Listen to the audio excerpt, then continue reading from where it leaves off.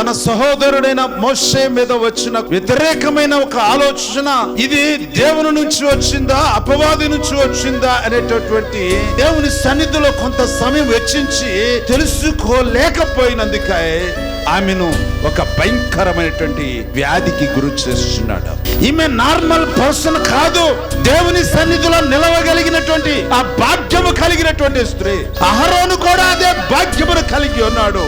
Be careful. ఈ వాక్యము ద్వారా పరిశుద్ధాత్మ దేవుడు ఏం సెలవిస్తున్నాడంటే, నీలోకి వచ్చే ప్రతి తలంపు, ప్రతి ఆలోచన అది దేవుని నుంచి పుట్టినవి కావు.